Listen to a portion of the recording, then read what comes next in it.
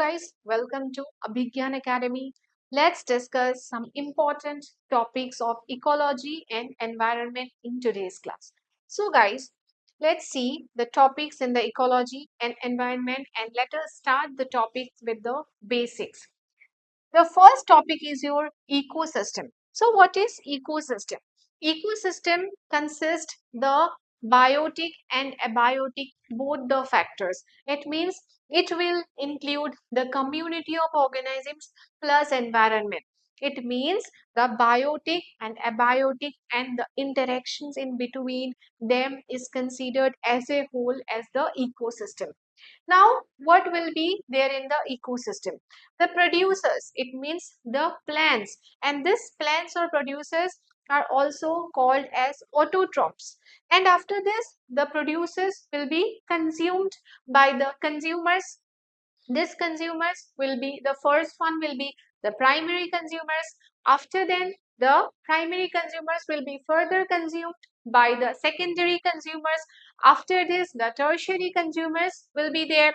So now the first consumers will be herbivores. Okay, the primary consumers will be herbivores. The secondary consumers will be carnivores, and then there will be omnivores also who will be consuming plants and animals, means veg and non-veg both.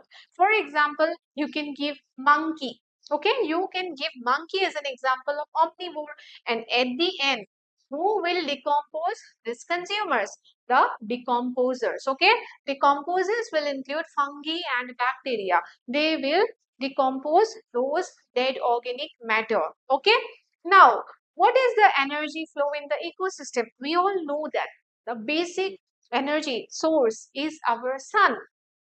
The energy flows from the sun, and by using the sunlight and heat, the plants produce their own food. Through which process? Through photosynthesis process. So the producers produce their own food, and after that the producers will be consumed by the consumers, and after then they will be decomposed by the decomposers. This is the basic concept of ecosystem. Now, in the ecosystem, you will find the food chain. The food chain will be what? The food chain will be there for the flow of energy between the organisms. It means there will be different food chains in a ecosystem.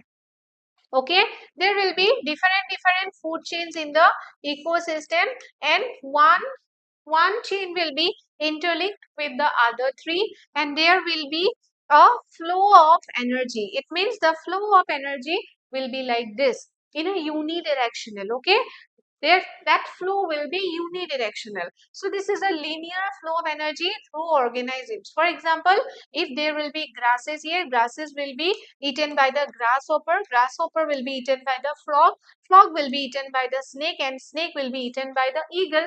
You can have one, two, three, four, five levels in a trophic level, maximum five or four levels in the trophic level. This is the trophic level, so that the energy will be flowing from one trophic level to the other.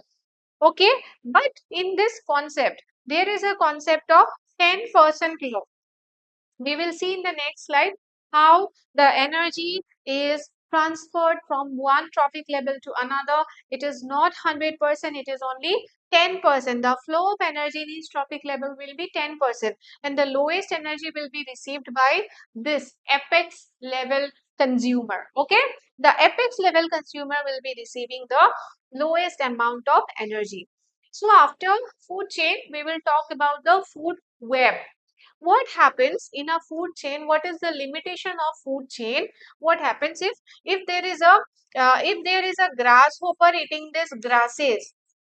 If there is a grasshopper eating these grasses, and if the grasses are not available, then there is no alternative for these grasshoppers to eat in the ecosystem. But when it comes to food web, when it comes to food web, the food chains are interlinked. Okay, the food chains are interlinked like this. Means if the grasshopper does not have the option of grasses, then he can have some other things also in the ecosystem. It means there are a lots of options in the ecosystem when it comes to food web. That is why this food web is more realistic and better than a food chain. Okay, so this is the interconnected food chains in the economy that actually helps to maintain the ecological balance in our ecosystem, and that is why food webs are important and very significant as well when it comes to comparison with the food chain. Now, energy flow in the ecosystem, as I already said that the energy flow is unidirectional. There is only a 10% transfer of energy from one trophic level to another. There is 10% of energy flow from one trophic level to another. So this 10% law is followed here. So 10%, 10% like this person will receive, means this apex consumer will receive very less percent of energy at the end. Okay, and this consumer will receive the highest amount of energy. Okay, only 10% energy is transferred to the next level. It means energy decreases when we will reach to this level. So the apex consumer will receive the lowest amount of energy. And what I said, that is unidirectional. Okay, this is unidirectional, एक ही side में जाएगा energy. Okay, energy फिर ऐसे reverse होके नहीं आएगा, it will go upside. It is unidirection, one direction में ही हमारा जो है एनर्जी है वो जाएगा. Okay, so this is the energy flow. Now, biogeochemical cycles. See, some elements are very much important in our ecosystem to make it in a balanced way, okay, so that the species can survive in the ecosystem. Okay, so in this biogeochemical cycle, some are very important, some elements are very important. The first one is water. Water is present in the ecosystem in a liquid form also, in a solid form also, in a gaseous form also, right? In the three forms you will find the water. So what happens? The cycle means what? It will revolve. It will never end. Okay, it will revolve. So water cycle, it will evaporate. Okay, if there is heat, then that will be evaporating. That means in the gaseous form, the water will be in the gaseous form, and evaporation may it will go upside. Okay, upside. When the air will be cooled, there will be the process of condensation, and when it will be cooled, then condensation is done, this will come back. Okay, come back to the ground in the form of precipitation. So this is the water cycle, how it is balanced. So this actually helps in maintaining the fresh water in the earth, and this is very important for weather and climate, the rainfall, the precipitation and all. This is very much important. So water plays a very important role in our ecosystem. Next biogeochemical cycle में important है हमारा carbon. अब carbon carbon cycle है जिससे हमारा carbon dioxide produce होता है. Who produces it? So the plants produces it. The plants produces it by the process of photosynthesis in the presence of sunlight. Okay, in the presence of sunlight, the photosynthesis is performed, and the plants use it for respiration, and at the end in the decomposition also CO2 is utilized. So CO2 is absorbed by the plants and it is released by the animals, and also due to the anthropogenic causes, the combustion of fossil fuels, the vehicles, the automobile industry, major source of CO2 combustion. Okay, now key in climate change and greenhouse effect. So when it comes to greenhouse gases, CO2 plays a very important role. No doubt, CO2 has a very less percentage in atmosphere. But why this gas is important? Because it traps the heat. When the earth sorry, when the earth radiates back its energy, radiates back its heat, the CO2 actually absorbs the heat. It does not allow the earth to release back the CO2, right? That is why CO2 is very important when it comes to greenhouse gases. Next is your nitrogen. So nitrogen, when it comes to nitrogen, this is also used by the plants. And now, how they use? There has to be nitrogen fixation. Now, the bacteria, what they do? They actually convert the nitrogen in a usable form. There are two processes, nitrification and denitrification. In nitrification, the ammonium is converted to nitrate so that the plants can use them. Denitrification means the releasing of the nitrogen back to the atmosphere. Okay, these two processes are involved in maintaining the geochemical cycle of nitrogen in the ecosystem, right? Now, next topic is your biodiversity. Biodiversity means what?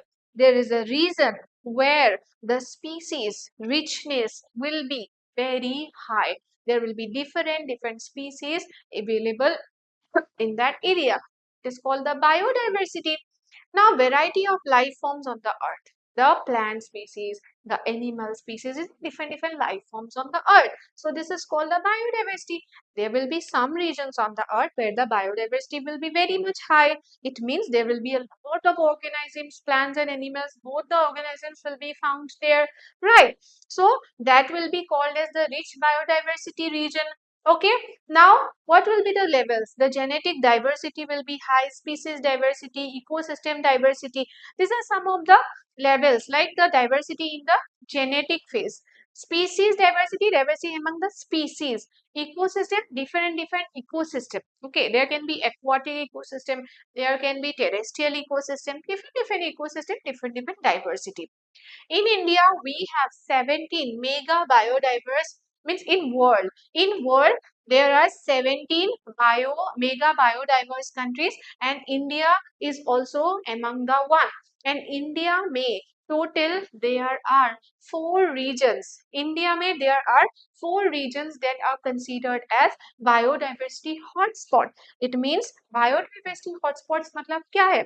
Biodiversity hotspot means these are those regions where the species diversity will be very much high. So which are the region? The Himalayan region, the Indo-Burma region, the Sundaland. Sundaland is near the Andaman and Nicobar Island, Indo-Malayan border, that is the Western Ghats. Okay, so these are the four regions that are considered as India's four biodiversity hotspot. What will be the criteria to choose these areas as the biodiversity hotspots in India? High endemism, high endemic qualities will be there, high species richness means the biodiversity will be very much high. Threatened by deforestation, maybe this area was threatened by deforestation and due to climate change. Okay, these are the levels to consider this as a biodiversity hotspot. There has to be high endemism, high species richness. Okay, these two are very much important. And this time, in this point of time, at present day, what is going on? These are the causes that are actually threatening this biodiversity hotspot. Deforestation, people are doing deforestation for the developmental projects, and climate change. Yes, climate change के natural reasons भी है, anthropogenic reasons भी है. Okay.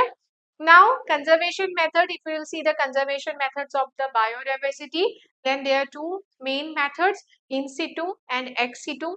In situ means what? In situ means the area where the species are available. That area is declared protected area. Like that area will be declared as national park or wildlife sanctuary or biosphere reserve. Means the species won't be taken to another place for their preservation. They will be protected in their area. They won't be dislocated. But ex situ means what? Ex situ means the species will be taken to another area, and in that region they will be provided protection, means they will be dislocated. Here you can give example of zoos, botanical gardens, seed banks. You can give such examples. Okay, and these are in situ, national park, wildlife sanctuary, biosphere reserve. These are in situ. Inside, you can just remember inside. Okay, legal framework in India, Wildlife Protection Act of 1972. Under this Act of 1972, there are different schedules that are maintained by the government, like Schedule 1, Schedule 2, Schedule 3, Schedule 4. Schedule 1 species are given highly protection. You cannot kill them. Schedule 2 protect animals are also given protection. In Schedule 4, you will find some important plans are there. So there are different schedules that provides protection to this species. Okay, plant species or animal species. Now, pollution. When it comes to pollution, it is also creating a challenge for the environmentalists to preserve our environment, and the causes are different causes. If you will see the pollution causes of air, the vehicles, the industries, the burning of fossil fuels, major pollutants that are causing the air pollution are sulfur dioxide, nitrogen oxide, carbon monoxide, particulate matter. There are two particulate matter PM 2.5 and particulate matter 10. Very important. The effects, if we will see, smoke means two terms are there, smoke and fog, that actually disturbs your visibility. Then respiratory disease, you will have your respiration issues, your lungs diseases, you will have this kind of diseases. Acid rain, acid rains, the rain will come, that will actually affect the buildings, the construction areas. Here acid rain ka main do causes है nitrogen and sulfur dioxide. This plays a very important role in the formation of acid rain. And in India we also witness frequent times the formation of acid rain. Pollution in water and soil, water pollution, like you will find seaways, then industrial waste you will find, then oil spills. Oil spills is also a major cause because oil does not mix with water, so it spreads in a very short period of time in a very long area, okay, in a very vast area. Soil pollution, you will find pesticides, plastics, heavy metals are there for the soil pollution. Effects like eutrophication, soil infertility. Eutrophication means if in an agricultural land you are using fertilizers, and this fertilizers due to agricultural runoff, due to leaching, these pesticides and insecticides are actually mixing with the water. This fertilizers when mixes with the water, when it enters into the water level, this fertilizers will enhance the growth of the green plants like the blue green algae, and there will be a cover of blue green algae. The water body will be filled with that algae. So this is called as eutrophication. It enhances the nutrients, but it is not healthy for a aquatic ecosystem because it blocks the sunlight. It blocks the sunlight and it is not helpful for the organisms that are there. Soil infertility means it affects the soil fertility, affects the agriculture. Climate change, if you will see, the major global change or climate change is because of this greenhouse gases like carbon dioxide, nitrogen oxide, methane. These are some of the popular gases that are actually causing our global warming. Consequences, rising sea levels. The temperature will be increased. It means ice cover will be melt, and the ice cover, if it is melting, then the sea levels will be rising. Melting glaciers, as I said, extreme weather, the temperature will be very much high, the temperature will be very much low. Due to this, the global temperature, to limit the global temperature at 2 degrees Celsius, countries have come together and they have signed an agreement called Paris Climate Agreement. Under this agreement, the countries have decided that we will limit the global temperature at 2 degrees Celsius, and we will try our best to maintain it at 1.5 degrees Celsius. Because due to this rising sea levels, the island countries are very much at danger. Okay, if sea level are rising, then the island countries are facing danger because they will actually be submerged very easily. Okay, like for example, you can give Maldives example. This is a revision summary I have given. Ecosystems, we have done food chain, food webs, better than food chain, energy flow, unidirectional, 10% law, cycles में water cycle, carbon cycle, nitrogen cycle, biodiversity में hotspots देखा, मतलब जहाँ पे biodiversity will be very much high, conservation efforts, ex situ, in situ, pollution में air, water and soil, and climate change causes and effects, and the agreement on Paris climate change. Okay, now if we will see that these are some of the important points about ecology and environment. I hope this video is helpful for you. Thank you very much.